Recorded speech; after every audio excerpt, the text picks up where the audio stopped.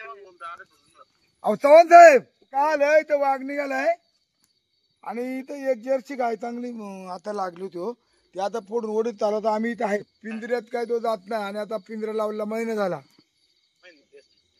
आणि आता ही गाय आहे कालवडी दोन मोठी लागलेली लागली होती आताच लागली होती हा टक्क्याला आहे मानाला फोडले ते रक्त बांबळ झाले पण मी मारली त्यांना तो आता इथं आता आम्ही आहेत ना तर हॅलो तुम्ही तर पंचनामा लावा आता ते जर्सी गाई एक चांगली जातवंत कालवड होती ती आताच काहीतरी 2 महिन्याची गाभणी होती आणि म्हणून अशा प्रकारचा हे अत्यंत वाघाने इथं हल्ला केलेला आहे आपण बघू शकता या ठिकाणी दारामध्ये दिवसा 7 वाजता वाघाने हल्ला केलेला आहे आणि म्हणून या ठिकाणी 2 पिंजरे लावलेत इथं पिंजरा लावलाय पिंजऱ्यात वाघ जात नाही रात्री इथं आंब्यावरून 2 कोंबड्या खाल्या आता इथं गायावर हल्ला केला तिकडे पिंजरा लावलाय पिंजऱ्यामध्ये वाघ जात नाही या ठिकाणी माझा डायरेक्ट वनक आहे की हे पिंजऱ्यातले वाघ असले पाहिजे पिंजऱ्यात का वाघ जात नाही ठिकाणी वाघाने खालेले आहे आणि म्हणून आम्ही जाहीरपणे या ठिकाणी निश्चित करतो की आज शेतकरी अत्यंत मजुरीना बनकर फाट्यावर त्याचं कुटुंब त्याचा मुलगा असेल रघुनाथ सुनबाई असेल त्यांची मंडळी असेल की बनकर फाट्यावर दुर्वादाने जाऊन जनावरांना खुराक पुरवतात आणि त्या जनावरांना खुराक पुरवल्यानंतर खरं तर या जनावरांचं पालन पोषण करतात अशा प्रकारचा ही दुर्घटना झालेली आहे तरी खरं तर या ठिकाणी वन विभागाचे चव्हाण साहेबांना आम्ही फोन केलेला आहे आणि चव्हाण साहेबांनी सांगितलंय उद्या पंचनामा करतो तुम्हाला आम्ही नुकसान भरपाई आता सुद्धा आम्हाला इथं भीती वाटलेली की आताच ही गाभणे कालवड फोडलेले आहे कुत्रा इकडे भुकतोय मग वाघ इथं कुठेतरी आसपास असला पाहिजे तिथं वातावरण झालंय 1 महिना झाला 2 पिंजरे लावलेत त्या पिंजऱ्यामध्ये वाघ जात नाही माझा डायरेक्ट आरोप आहे की हे पिंजऱ्यात सोडलेले वाघ असले पाहिजे म्हणून ते पिंजऱ्यात जात नाही 2 महिने आम्ही या ठिकाणी केले केवढ्याची होती ही गाय ठराव ही तुमची 70-80 हजाराची गाय होती मग आता तुमच्या किती गाय सगळ्या आता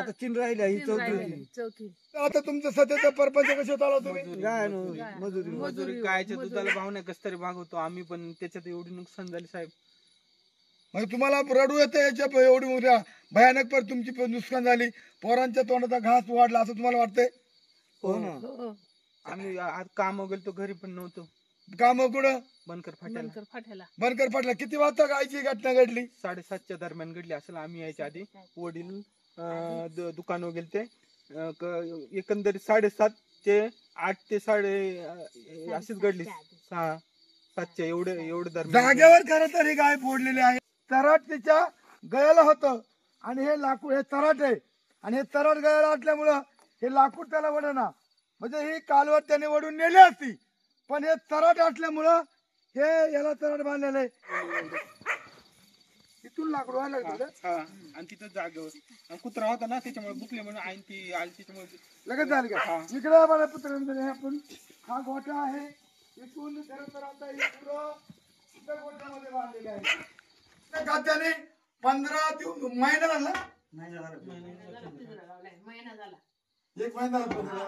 मग तुम्ही त्या पिंजऱ्यामध्ये काय ठेवतात कुत्रा ठेवतात का रोज पिंजऱ्यात जात नाही तो आणि मग कोंबड्या कधी नेल्या किती 2 मग तुम्ही जागा जाते का जागा जातो पण भीती वाटते ना म्हणजे तिथून तिथपर्यंत ते चिंच डायरेक्ट चिंच उडत होता तिथून खाली उडीतो कोंबड्या मग घेऊन जाते ठीक आहे हरकत नाही आपण पंचनामा करून तुम्हाला नुकसान भरपाई 100% मिळून देणार मी आता इथं मला का फोन केल्याबरोबर खरं तर मला या ठिकाणी मला फोन केला मी अगदी अर्ध्या तासामध्ये जुन्नर उचलला आहे मी आता वनविभागाच्या अधिकाऱ्यांना सर्वांना फोन केलेला आहे ते येतील पंचनामा करतील महिन्याच्या आतमध्ये तुम्हाला तुमच्या गायची गाभण्या कालवडीचे 70 ते 80 हजार रुपयाची नुकसान झाले आहे ही नुकसान 100% आपण भरून देऊ साहेबांची मी आताच फोनवर बोललेलं आहे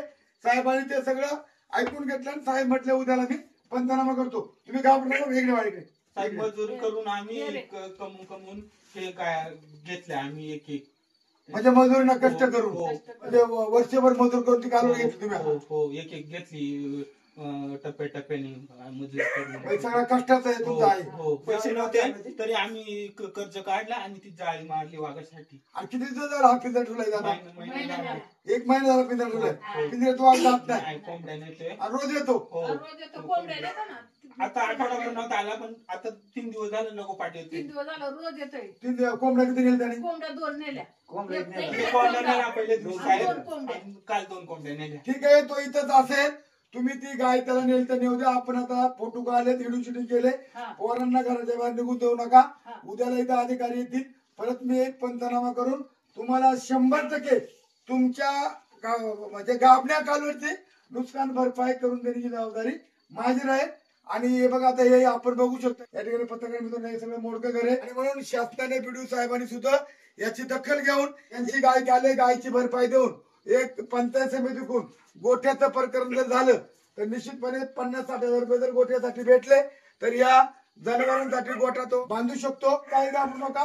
तुम्ही फक्त आता बाहेर कोण नेऊ नका. तो जरी आला त्याला नेली ती काढून तर नेऊ द्या.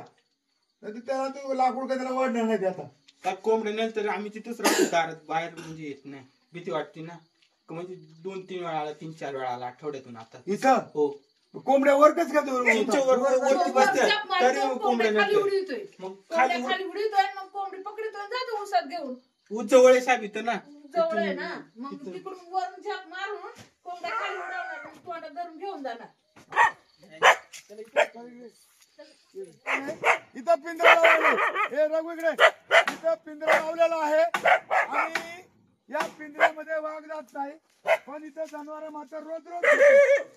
अशा प्रकारचं हे बघा इथं मात्र वाघ जात नाही. आणि मग अशा प्रकारचं हे खरं तर हे आता 1 महिना झाला हा पिंजरा लावलाय. 1 महिना झाला याच्यात वाघ जात नाही. पण इथं आतापर्यंत 50 कोंबड्या खाल्यात. एकूण 50 कोंबड्या खाल्ल्या आहेत. 50 कोंबड्याची जो भरपाई द्यायला पाहिजे. कुत्रा आम्ही रोज ठेवतो तरी याची आपण हे करू. चला आपण उद्याला पंचनामा करू. वाघाच्या भीतीमुळं हे त्यांनी हे सगळं बनवून घेतलेलं आहे.